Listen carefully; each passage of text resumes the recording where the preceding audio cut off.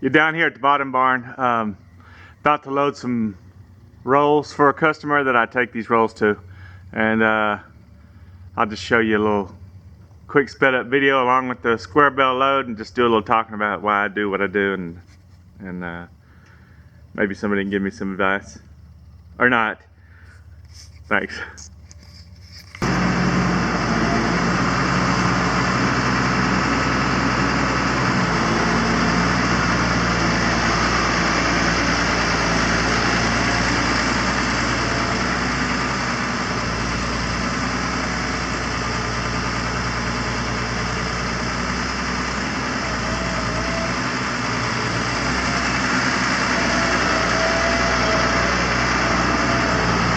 Alright, I just wanted to talk through this little bit of video I sped up.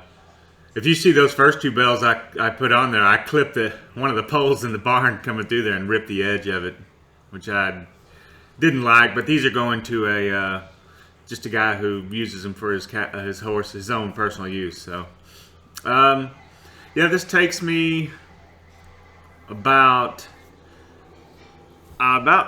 15. It takes me longer, as long to strap it as it does. It's about 15 minutes and I can load this trailer or so, and then about another 15 minutes to strap it, so it's about 30 total. This is the bottom barn where I put the rolls, and you know, as I've told you before, I don't make many rolls, but I end up having to make some just out of just mistakes, or you know, some of the fields may get something in it or that I don't want to put in a square bell. So they're still really good rolls. They just they're not perfect, but that was, heck, I don't know if I got much else to say about that. Not much of a storyteller either, sorry. That's a pretty heavy load for this truck and trailer, but it pulls it pretty good. So then I have to go back here, and sometimes have to straighten the load up more than other times. This time didn't take much.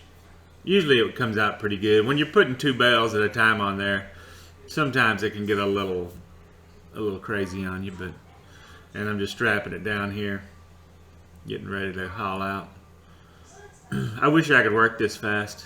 Maybe could back in my 20s and 30s, but those are long gone. So I'm quite a bit slower than this now. So I will. I guess I will shut up about this. Pretty sky that day. It's been really nice wet weather here. I mean, we haven't had much rain. It's really dry around here, but the weather's it's been nice to work outside in it. I know some of you guys out there probably are already getting snow and super cold temperatures, but we haven't seen any of that yet. I'm ready for it too. We need some cold weather. I need some really good freezing weather so I can plow that field and burn them whatever roots up that may still be living out there. But we'll see. Most of our cold weather comes in late December to January, February. That's when we get our coldest weather. So anyway, on to driving out of here.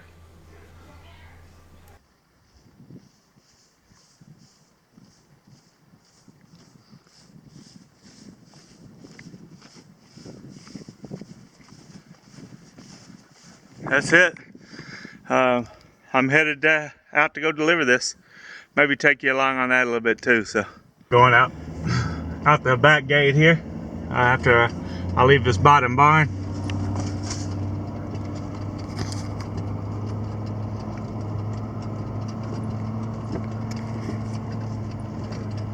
It's not much to look at, but I'm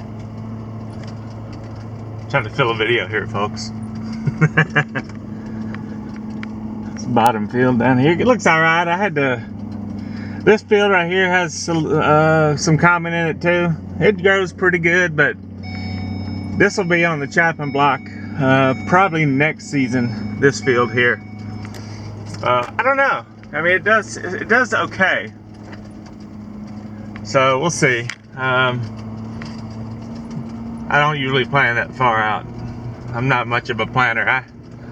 I think about it, and you know, that's about as far as I plan until about 2 or 3 days before I actually want to do something, and then I do it. This is a very tight turn here for pulling the trailer out of here, but it's not impossible. It's not that you can't make it with the trailer. It's when it's loaded, it wants to go down in a ditch there. I don't know if you can see the back of that trailer in there or not. It dips down in that ditch, and it's just,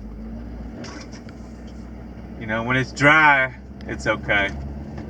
But boy, when it gets wet, that trailer gets to leaning over pretty good there.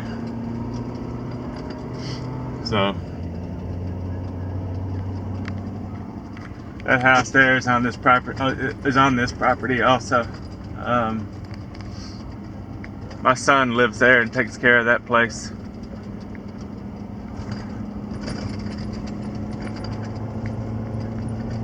But yeah, I'll probably video a little bit when I get to where I'm going with this stuff.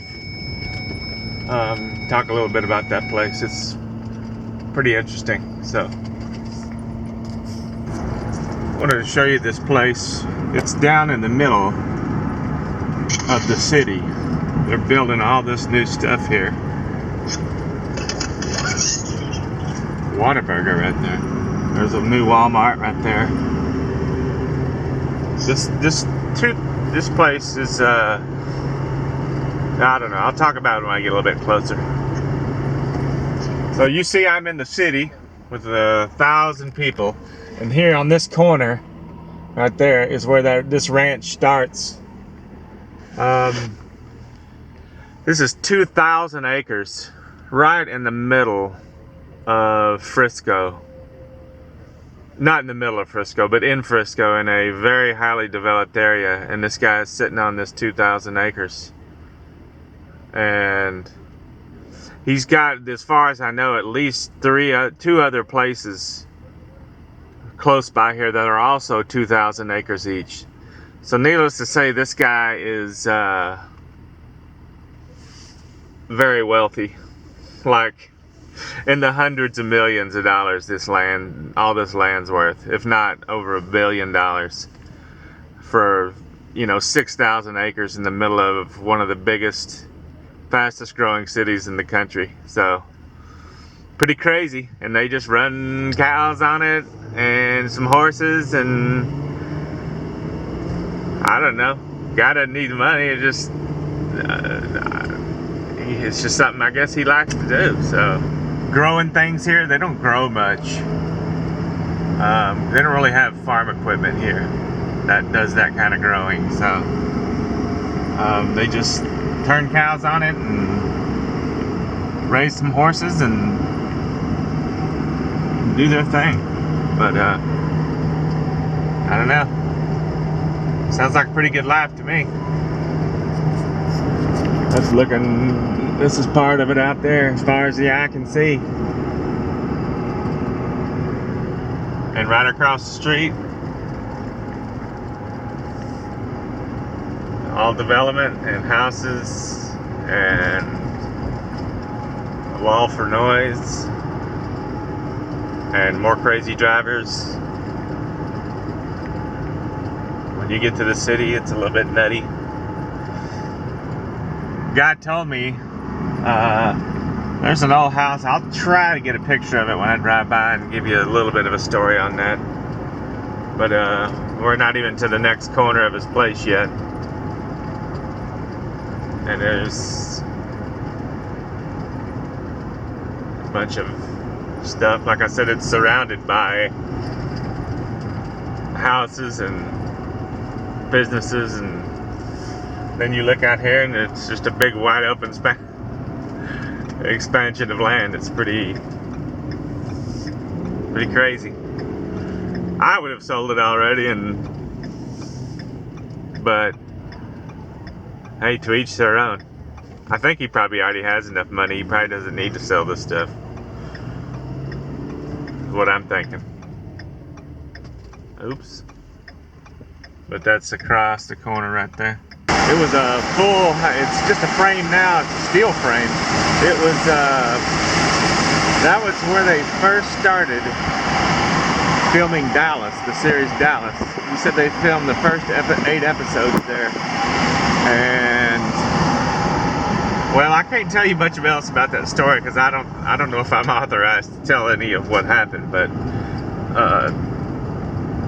I can tell you they filmed the first 8 there, and then they left after that. So, and then the place ended up burning, and then they built it back partially, and then they stopped. And I don't really remember the whole story on that, but there you go, right across the street. There's 7-Eleven right there, and there's a bunch of cops here. Right where I'm turning, there's a bunch of policemen. They sit here and they bust people. I don't know if you can see them or not. There's 3 motorcycle cops there. And this is the place. See, it's not really like it's, you know, they just graze it and do what they do here.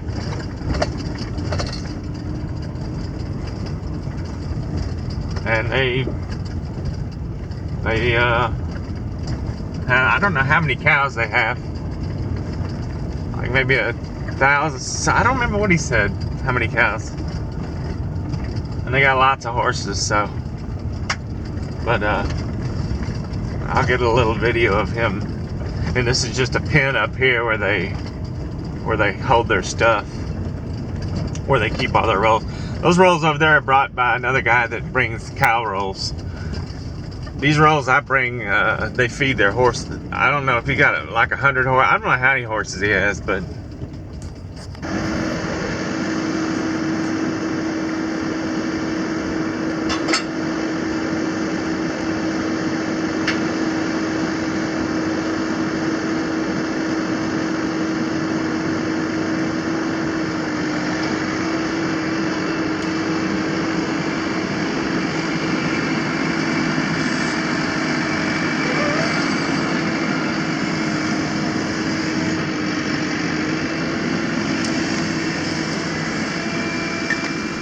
just gonna talk over this. We sped this up a little bit. This guy's unloading right here, and he's a good guy. Really like him. He's the manager of this property. At the end here, you'll see this guy come in with the safety vest on. He ended up locking. They came in through the other opposite side of the ranch, and he worked for the power company. He ended up locking himself in the property and could only drive up to another gate that was locked. So he ended up walking about a half mile over here to ask this guy what the code was to get out of the gate, because he couldn't get anybody on the phone, which was a little bit funny. But there you see him in the background walking over. He showed up and I was like, man, where'd he come from? And I don't know, it was funny, but he gets it unloaded quick for me. He don't mess around, for sure. I just heading out of here. These cops are still here. Actually, that's not the same. They've been and already written tickets and come back. I'm not gonna get too close to them while I'm filming. They may wonder what the heck I'm doing. So, oh, there they go. He just got somebody. Making that money, pension money. Oh, they're both going. Oh no, they're not. They're just restaging up closer. I'll have to get around these guys. Oh, there they go. Radar. Another look at the place from this way. Got him a little horse track there. That I don't know if they use it. I don't know. They may still use it, but crazy stuff. 2,000 acres, man, right here. Wouldn't you, that's lottery time for a